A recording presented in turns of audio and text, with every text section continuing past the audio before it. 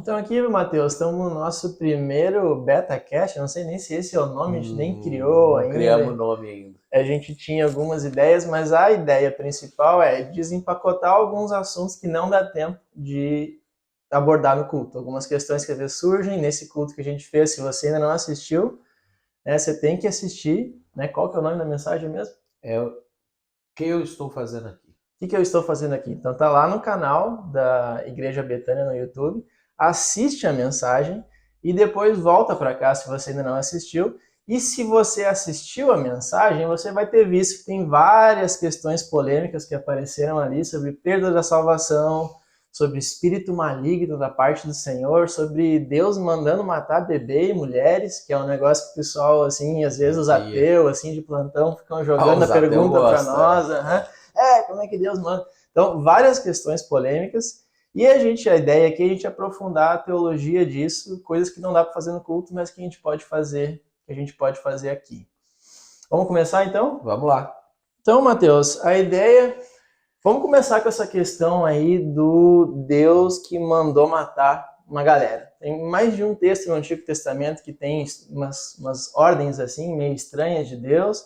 E muita gente, principalmente quem não é crente, né, joga isso de pergunta para o cristão como uma pegadinha. Às vezes quem é cristão fica meio que se perguntando assim, tá, eu creio que Deus é bom, que Deus é justo, porque a Bíblia me fala nisso, eu tenho fé, mas eu não sei às vezes como conciliar isso daqui. Como que Deus pode ser bom e justo e ainda assim mandar matar mulher, bebê, gente que a gente às vezes vê como inocente? É uma coisa que é importante da gente pensar é que na perspectiva de Deus, da eternidade, etc., todo mundo está morto. E já chegou o dia da morte de todas as pessoas. Então, Pesado. meio que é pesado, né? Meio que assim, tanto faz para Deus se a pessoa mudou de plano agora ou daqui a 30 anos, ou daqui a 70 anos, ou daqui a 100 anos. Porque ao mesmo tempo que todo mundo está morto, todo mundo está vivo. Né? Então, como Deus lida com a gente em planos, a alma da gente estando aqui no planeta Terra, ou estando no céu, ou estando no inferno, não faz diferença. Né?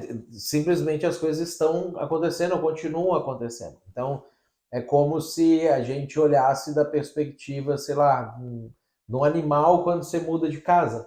Né? Então, tinha um passarinho que te visitava ali todos os dias naquela casa, e agora tu mudou de casa para outro lugar. Né? Tu simplesmente mudou para outro lugar. O passarinho vai sentir sua falta. Mas existencialmente não faz diferença. Então, o problema é que a gente lida com a morte como o passarinho. A gente acha que, tipo assim, mas tudo que existe é essa vida aqui. Quando você fala do ateu, que olha para esses textos com uma problemática, ele acredita que tudo que existe é essa vida aqui. Então existe um apego gigantesco a essa vida aqui, especificamente assim, quanto mais anos eu conseguir prolongar da minha existência aqui, é o que vai valer, porque é tudo que eu vou existir. Quando na verdade não, né? Então, como Deus não lida nessas categorias, se Deus ele quer que a história tome um determinado rumo, ela vá para a direita ou vá para a esquerda, e pessoas estão no caminho para que isso aconteça, Deus ele não se importa de tirar essas pessoas do caminho para que isso aqui aconteça, para que as coisas possam continuar avançando, porque Deus olha o todo, Deus olha as pessoas como um todo, a humanidade como um todo, não Joãozinho, Mariazinha, Mateus, Rumenig especificamente. Por isso a importância também da gente se adequar ao plano de Deus, ao projeto de Deus, para a gente ser alguém que soma e não que atrapalha aquilo que Deus está fazendo no mundo. Então a gente é limitado pela nossa própria perspectiva para entender os critérios que Deus vai usar para tomar decisões, o que é justo, o que é injusto, à luz da eternidade. A gente está muito limitado aqui ao nosso pequeno vida aqui no espaço-tempo. Que a gente 40, acha que também é só isso às vezes, né? A gente perde de perspectiva. Perde a perspectiva de que a gente vai viver para sempre. Falando de Deus e tempo, essa questão de destino, a Bíblia, isso gera polêmicas entre teólogos, a Bíblia usa termos como destino, destinado, predestinou para alguma coisa, nós. Então, a gente já tem um destino, no sentido assim de estar tudo escrito, ou é um destino que Deus meio que, ó, eu gostaria que tu trilhasse esse caminho, mas agora tá aqui na tua mão, vamos ver se tu vai seguir isso aqui que eu queria para ti ou não. Como é que a gente lida com essa questão do destino? Deus já sabe as decisões que a gente tomou, né? E que impactos essas decisões tiveram. Deus, inclusive, intervém em algumas dessas decisões quando o impacto precisa ser de um jeito ou de outro para não mudar muito o rumo da história. Mas os textos que nós utilizamos na pregação, que foi o texto de Romanos capítulo 8, versículo 28 e Efésios 2:10, são dois textos que eles falam sobre um destino que está na sua mão ainda. Ou seja, Deus, ele predestinou no sentido de ele criou o caminho que ele deseja que a pessoa caminhe nele. Mas não necessariamente que ele determinou que esse é o caminho que a pessoa vai seguir, haja o que houver. Então Deus, o Paulo, quando ele usa essa expressão de Deus predestinou, nesse contexto específico, ele está falando no sentido de que Deus, ele criou, ele tem uma expectativa para as pessoas, ele já criou o que ele quer que aconteça, ele já criou as pessoas com propósitos e objetivos para executar determinadas coisas. No processo, isso vai fazer com que a pessoa se torne como Jesus é, e seja semelhante a quem Jesus é, e pratique as obras que Jesus praticava. Agora, pessoas podem recusar o seu destino. Pessoas podem tomar a decisão de criar um caminho alternativo ao seu destino, que vai fazer com que no final de tudo, Deus vire e fale assim, ó, não foi para isso que eu te criei. Eu te predestinei para isso aqui, mas você alterou o seu destino. Portanto, você arca com as consequências disso. E essa alteração também cria um novo cenário, criam novos cenários que também mudam a vida de outras pessoas, impactam a vida de outras pessoas, faz com que, em alguns momentos, como inclusive no texto que a gente viu ali, Deus, ele reveja coisas que ele predestinou para acontecer. E ele altere novamente o projeto dele, ou o plano dele, para que o plano macro seja atingido. Então ele vai alterando o plano micro, planos micro, que a gente poderia colocar assim. Então é isso que quer dizer quando fala que Deus se arrepende, ele coloca uma pessoa, vamos dizer, tu, num caminho que ele gostaria que tu trilhasse, te deu os dons, habilidades, as circunstâncias para fazer aquilo, tu não toma as decisões corretamente, frustra esse plano e aí Deus se arrepende de ter te colocado naquele caminho. Nesse sentido que a Bíblia usa esse termo, arrepender. Exatamente. Nesse texto do capítulo 15 lá de 1 Samuel, ele é um texto que as pessoas, elas, às vezes até o ateu de plantão também, né, tenta achar contradição no texto, porque ao longo do texto, Deus ele repete algumas vezes, né, eu me arrependi de ter constituído Saul como rei sobre Israel. Samuel fala isso para Saul, Deus se arrependeu de ter colocado você como rei. Quando Saul implora para o Samuel, né, que foi o texto que a parte que eu não preguei, mas se você ler o resto do capítulo 15, você vai encontrar esse texto.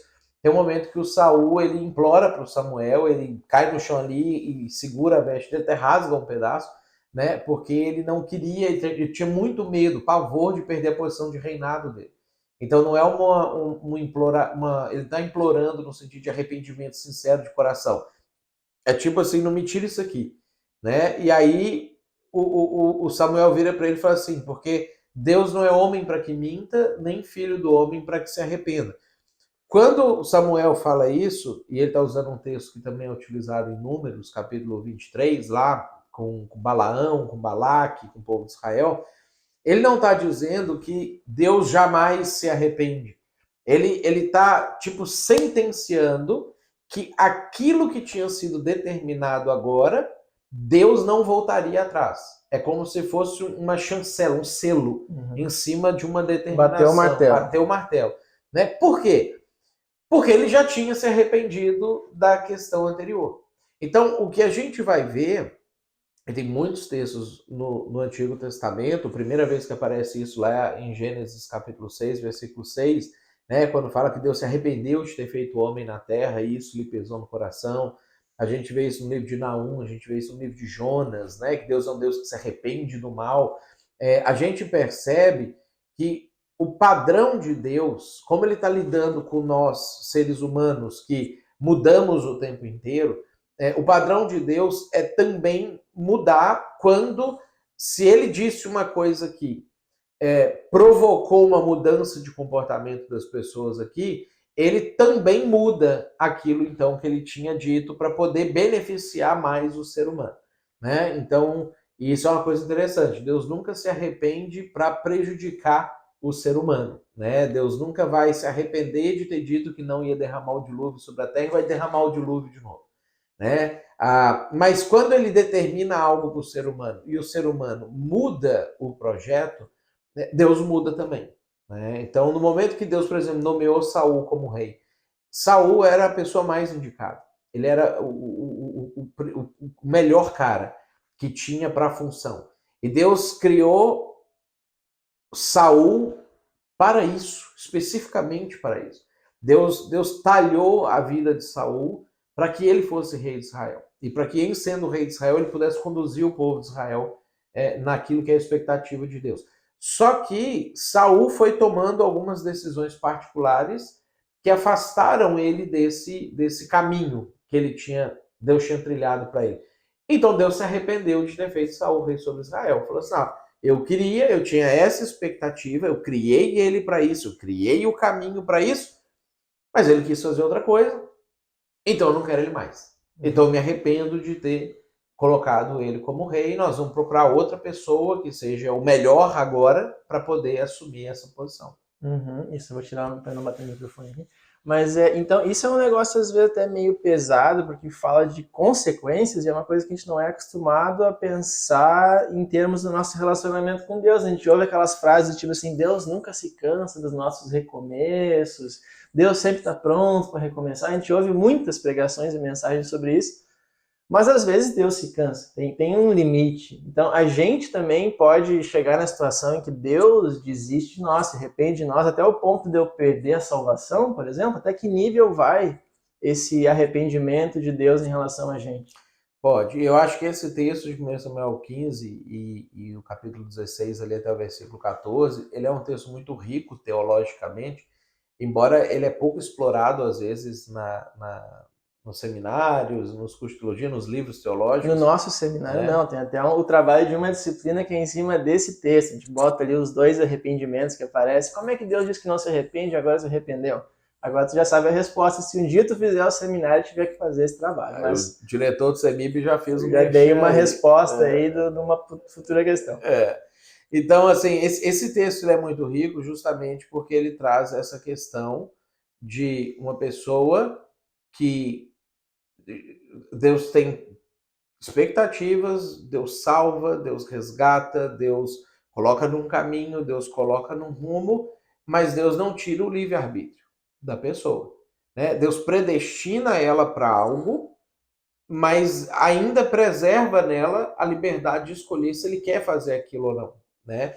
Que é o que ele fez, por exemplo, com Adão. Ele não cria Adão para pecar, ele não cria Adão para comer o fruto do jardim. Ele cria Adão para viver uma vida maravilhosa, desfrutar das coisas, não sei o quê. Ele predestina Adão para uma vida fantástica, né? E Adão toma a decisão dele de se afastar. A decisão de Saul, ela escala para uma condição que não é simplesmente de Deus desistir dele como rei, mas escala para a questão da salvação. E aí entra a sua pergunta, por que ela é importante? Porque, assim, nós temos muitos textos bíblicos, e, de novo, o padrão de Deus é dar uma chance, outra chance, outra chance, outra chance. Esse é o padrão de Deus, né? Nós temos a parábola do filho pródigo, que é o filho que pega os bens do pai, sai fora, curte a vida, prostituição, festança para cima e para baixo, comilança, não sei o quê, né? E ele volta e o pai quer que ele volte. O pai está ansioso para ele voltar. E o pai recebe ele de braço aberto, faz festa, não sei o quê. Esse é o padrão de Deus. Esse é o jeito que Deus age quase todas as vezes. Mas esse não é a única forma que Deus age. Então, a Bíblia tem alguns momentos, alguns vislumbres, vamos dizer assim, de situações, decisões, comportamentos, orientação do nosso coração, que pode fazer com que a regra, que é Deus dar oportunidade, pare de se aplicar. Então pode chegar um momento que Deus desiste da pessoa. Que Deus ele olha e fala assim, não dá mais, né? Eu já fiz, eu já fui, eu já tentei, eu já me coloquei, o Espírito Santo estava na pessoa tentando falar para ela se arrepender, mas o coração da pessoa chegou num ponto que para mim deu. Não dá mais, eu não quero mais essa pessoa. Né? E que é o que acontece com Saul. Deus ele olha para o coração de Saul, Samuel ressalta isso, né? E ele vê que no coração de Saul existiam tantas barreiras já criadas que não vale mais a pena. E aí desiste de Saul, e a gente vê isso na Bíblia lá em Hebreus capítulo 12, quando fala sobre raiz de amargura, que é uma ideia que as pessoas interpretam errado, acho que é mágoa, né? Rancor, né? Falta de perdão, e não tem nada a ver. Raiz de amargura é a pessoa ficar pecando conscientemente, pensando, depois Deus me perdoa e eu aproveito o pecado e curto Deus, né? Dá para ver lá em Deuteronômio 30 a explicação do que é raiz de amargura. Então existem algumas circunstâncias que a pessoa ela toma a decisão na vida dela, Deus respeita a decisão e fala assim, ok, é esse caminho que você quer? Para mim não serve mais. Né? E ele larga de mão a pessoa. E teologicamente tem dois termos que aparecem para descrever essa atitude do coração, que é arrogância e rebeldia. Então, como é que eu defino o que é isso? Como é que eu identifico isso? Será que é isso que eu estou sentindo, que tal pessoa está fazendo agora? O que é essa arrogância e rebeldia contra Deus? A gente percebe na questão da rebeldia o comportamento de ok, eu entendi que Deus quis isso, mas não tem que ser isso tudo. Deus pediu para eu fazer 100, mas 90 tá bom. Ou Deus pediu para eu ir para a esquerda, mas dá para ir para a direita também. E esse comportamento de rebeldia, quando ele é feito por pessoas religiosas, né? Porque esse texto ele está lidando com uma pessoa que conhecia Deus, normalmente ele vem revestido de uma explicação bíblica para justificar por que a pessoa vai ter o comportamento de rebeldia dela. Então, o que a gente vai ver é que Saul pega um conceito do Pentateuco, que Deus tinha ensinado para o povo de Israel, que tinha falado que às vezes Deus ia consagrar determinadas coisas para a destruição, que é muito explícito no Pentateuco que uma coisa consagrada para a destruição tinha que ser destruída no ato. Ela tinha que ser exterminada naquele momento. Que era o caso das ovelhas ali, não sei o quê, das pessoas, que a gente vai falar depois, né, dos recém-nascidos, não sei o quê. Mas chega num determinado momento que Saul, ele conhece a passagem, ele conhece o termo, consagrado à destruição, mas ele quer pegar umas ovelhas, quer pegar umas coisas para ele. Depois ele é pego ali no pecado, ao invés de ele falar assim, puxa vida, cara, eu pequei, eu errei, tá tudo errado, me perdoa, não fiz o que era fazer, ele distorce o significado do texto e do termo consagrado à destruição para dizer que seria sinônimo de fazer um sacrifício, de trazer até onde ele estava e fazer um holocausto para Deus e fazer uma consagração daquilo ali para Deus. Então, rebeldia, a gente percebe que está atrelado a essa reinterpretação do que a Bíblia diz, do que Deus diz, o que Deus espera. A pessoa começa a criar justificativas para si mesmo, justificativas para outras pessoas que, não é bem isso que a Bíblia diz, não é bem desse jeito, não precisa tanto, Deus está comigo e não sei o quê, e traz Deus para dentro da situação. A arrogância, que está associada com isso, na fala ali de Samuel com Saul, é aquele comportamento, assim, quem é fulano para vir falar alguma coisa comigo? Quem sou eu para voltar atrás naquilo que eu estou me propondo para fazer? E a gente percebe isso também ali na vida de Saul, quando ele vai lá, constrói um monumento para ele quer humilhar o rei diante das outras pessoas, para falar que ele era o bonzão, que ele era o cara. E normalmente essa resistência em mudar, em arrepender, em falar assim, puxa vida, não, realmente o certo é isso aqui, eu fiz isso aqui, vou fazer isso aqui, está atrelado também a esse comportamento de o que os outros vão pensar, como assim eu vou me dobrar diante de outra pessoa, eu vou aceitar o que esse profeta está falando, eu vou me submeter àquela outra pessoa que eu acho que está errada e eu é que estou certo. E aí esse combo, arrogância com rebeldia, é o combo perfeito para a destruição eterna da pessoa. É isso que faz Deus desistir de Saul e pode fazer Deus desistir de nós também. Exatamente. Deus odeia a arrogância.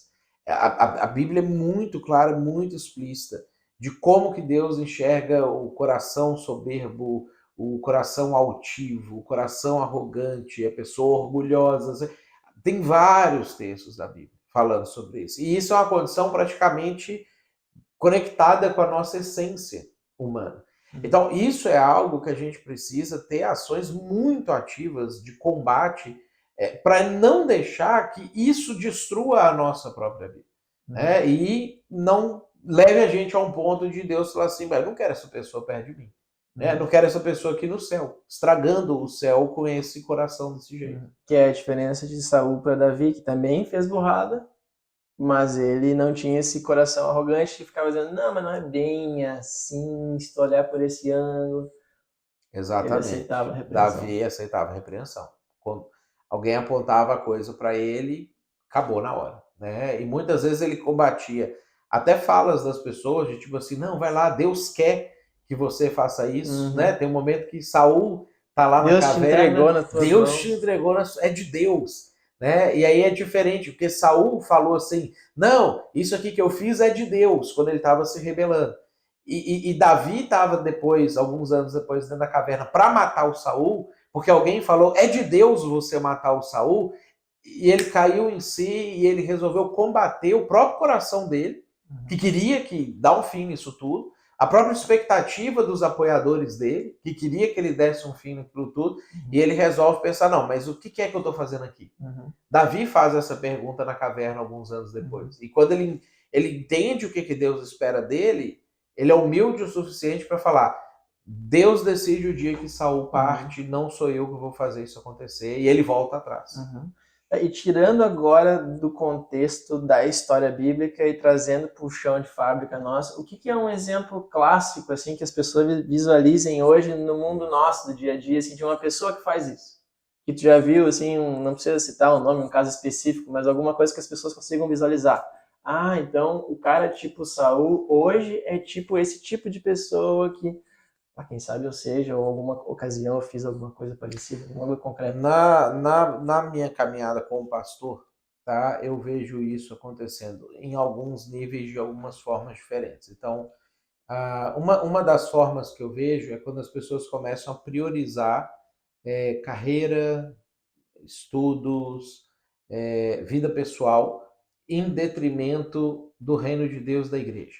Então a pessoa ela começa a negligenciar estar com as pessoas, estar na igreja, participar dos grupos, servir em algumas coisas, ela negligencia a contribuição financeira, o dízimo e a oferta, né, em detrimento de, eu preciso investir na minha carreira, eu preciso investir nos meus estudos, eu preciso avançar nisso aqui, e ela começa o mesmo padrão, ela começa a criar assim, não, porque Deus está me abençoando com esse trabalho, Deus está me abençoando com esse estudo, Deus está me abençoando com esse recurso financeiro, e ela vai justificando, às vezes até assim, não, porque eu tenho que também pensar na minha família, eu também, ela tenta revestir de nobreza, né, a decisão dela de passar menos tempo com Deus e envolvida nas coisas que Deus está envolvido.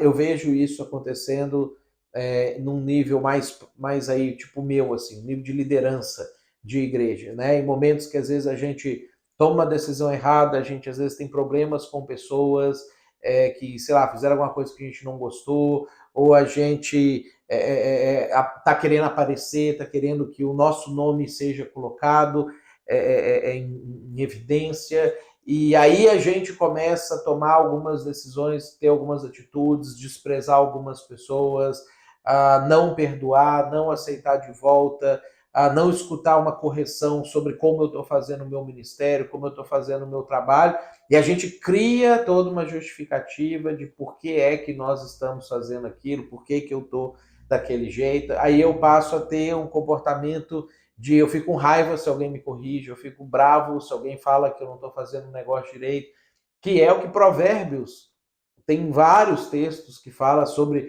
o sábio é o que ama a repreensão, né? Porque o tolo que rejeita a repreensão é o cara arrogante, é o cara orgulhoso, é o cara que ninguém pode falar nada com ele, ninguém pode mais criticar, Então isso acontece em vários níveis, né? E a gente percebe que isso vai meio que moldando o nosso coração à medida que a gente é posto à prova.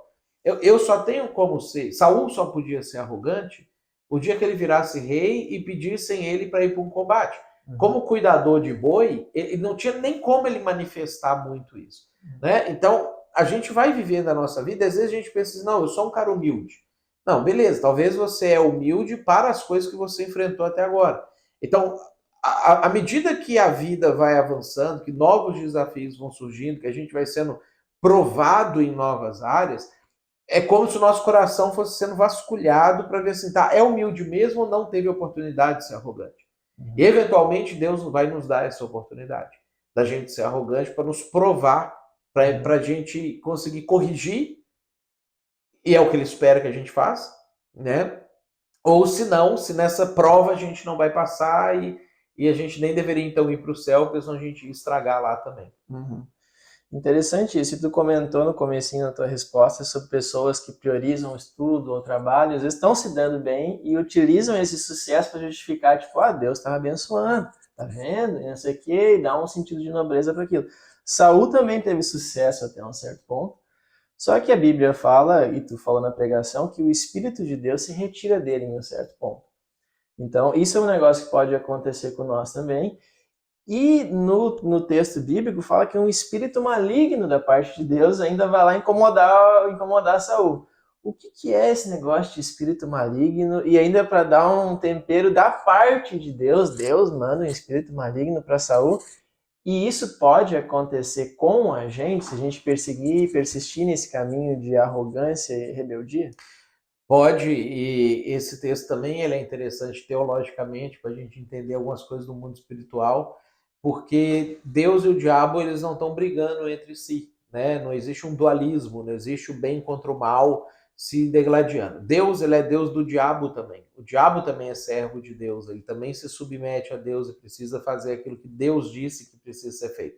Então, nesse texto, a gente vai observar uma ação de Deus que era exercida sobre Saul, que era a presença do Espírito Santo nele, sendo retirada. Deus, ele nessa desistência dele, ele fala, eu estou fora disso aqui, né?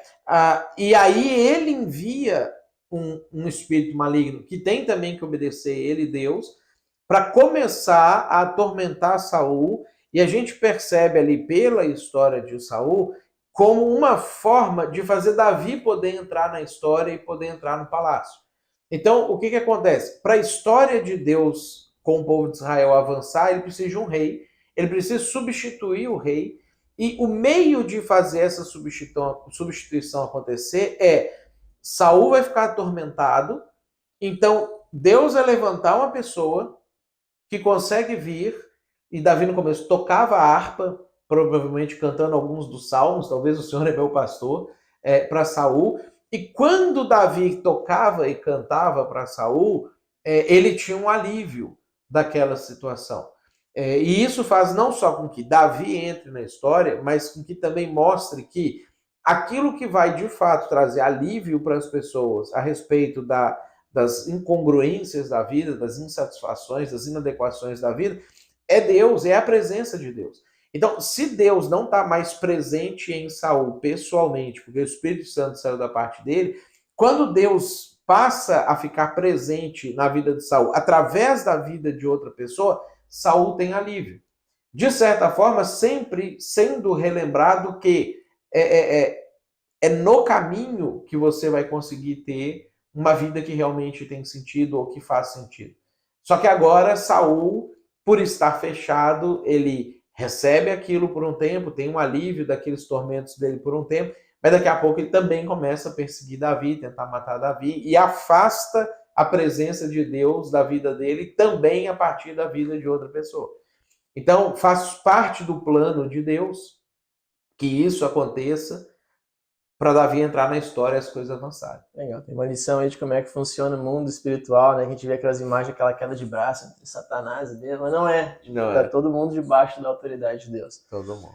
E assim, o pessoal que está assistindo pode ficar meio assustado, assim, às vezes, de pensar assim, tá, mas então, tipo, se Saul perdeu, o Espírito Santo foi embora, tipo, aí já era? Tipo, não tem volta, não tem uma segunda chance, ele tenta se arrepender, mas não tem como mais.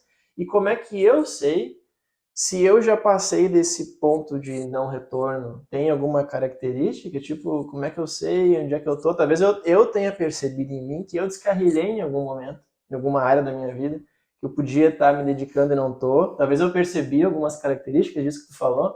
Como é que eu sei se eu sou o Saul ou se eu sou o Davi que ainda pode arrepender?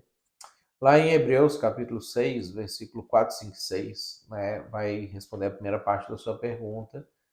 Se a gente chegar nesse ponto de depois de ter experimentado tudo de Deus, o Espírito de Deus, as coisas de Deus, a gente perder isso, a gente perder a salvação nesse ponto, não tem mais volta.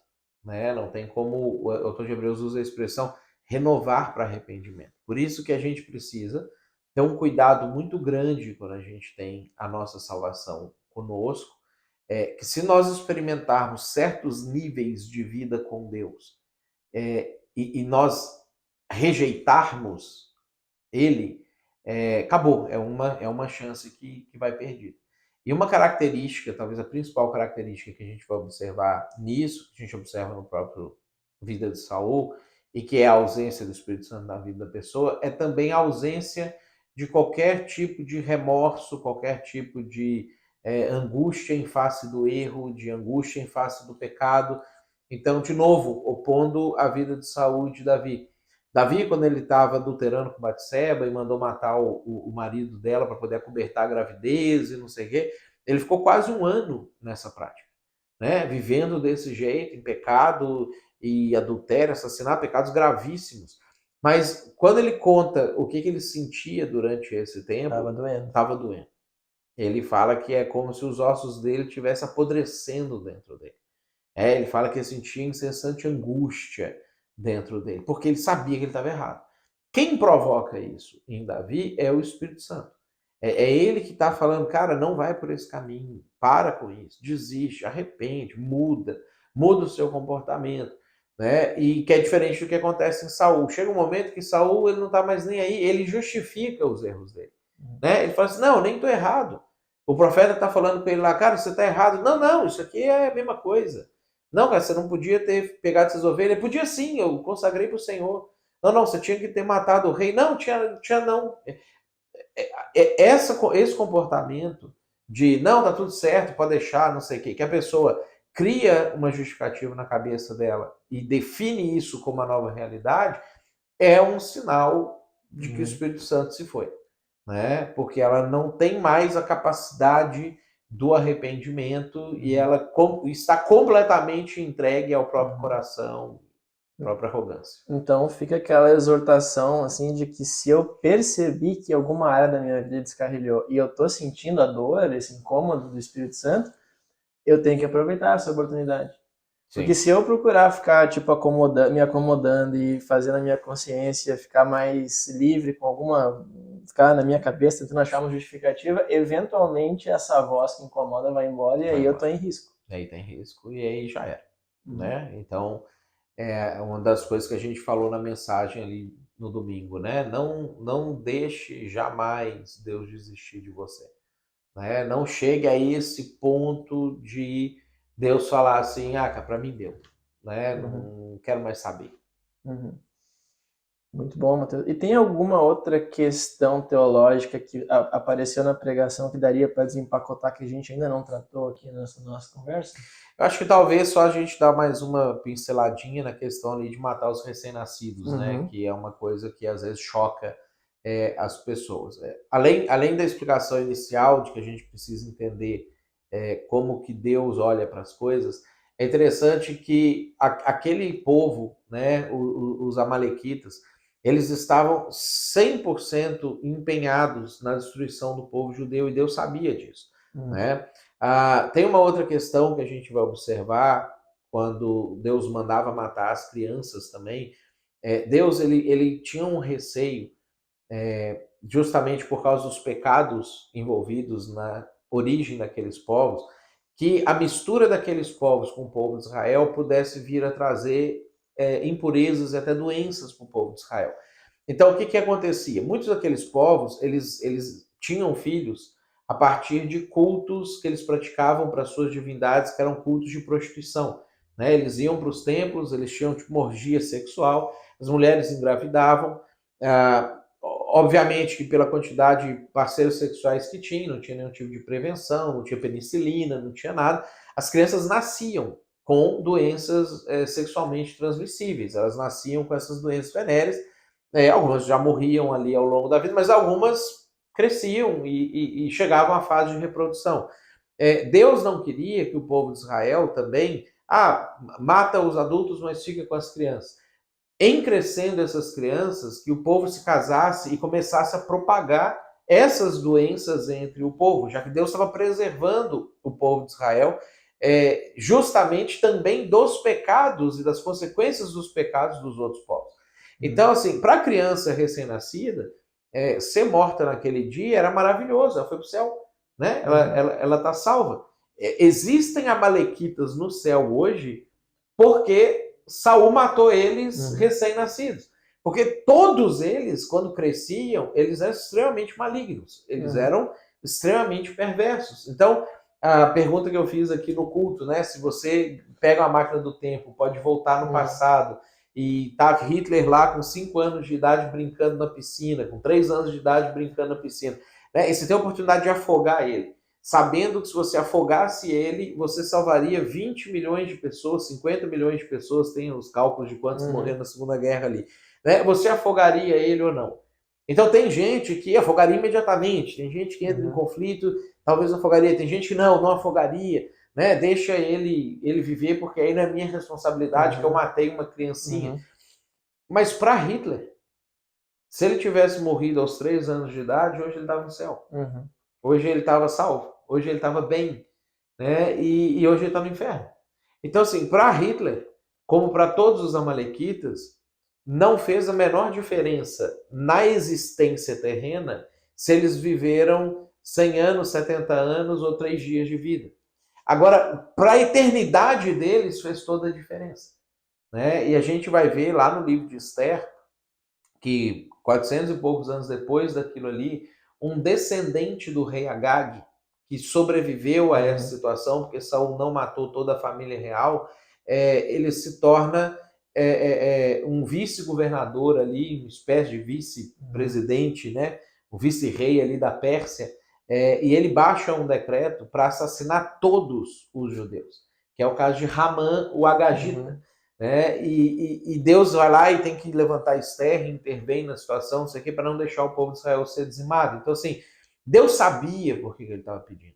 Né? E é uma coisa assim que a gente precisa elevar o nosso nível de confiança em Deus para não ficar olhando para a Bíblia e para as histórias de Deus com desconfiança, como se assim, eu do alto dos meus 40 anos de idade, eu sei mais sobre a vida do que Deus, que é um ser eterno. Né? Eu saberia gerenciar o mundo melhor, eu saberia o que fazer melhor com os amalequitas do que mandar matar, inclusive, as crianças recém-nascidas. Então, esse também é um nível de arrogância que a gente corre o risco de chegar, que é começar a querer ficar criticando Deus e dando alternativas para o que Deus deveria ter feito quando ele, na verdade, fez uma outra coisa. A gente precisa ser humilde ao ponto de entender assim, cara, se Deus fez isso aqui, não existe nenhuma alternativa melhor do que essa, à luz da existência, e não de um recorte de um momento específico. Então, do ponto de vista da eternidade, com todas as ramificações que tu trouxe à tona aqui, fazia sentido mandar matar os recém-nascidos, e era inclusive um ato de graça de Deus com aqueles recém-nascidos, e não um ato de maldade de um Deus muito mau, e que não gosta porque não foi com a cara. Não, ele estava sendo gracioso. E estão todos com ele hoje. Os recém-nascidos. Né? Os adultos não. Não, os recém-nascidos sim. Então, ajuda a gente a ter mais confiança em Deus, porque aí essa questão o Mateus explicou, a gente entendeu, tem outras aí que você lê e ainda fica meio estranhando, mas confia que Deus sempre é bom, Deus sempre é justo e as decisões dele são sempre as melhores. E se alguém quiser aprofundar mais esse tema, joga nos comentários aí, manda mensagem ali no WhatsApp da igreja também, que a gente aprofunda. A gente quer aprofundar. Então, 40 minutos de bate-papo vai dar exatamente agora. Obrigado, Matheus, pelo bate-papo. Acho que deu para aprofundar muitas questões que não deu para aprofundar no culto. O pessoal agora pode matar a curiosidade e saciar as dúvidas. Que show. É isso aí. E não assistiu o culto? Assiste, que isso vai fazer sentido para você também. Deus te abençoe por isso. Até a próxima.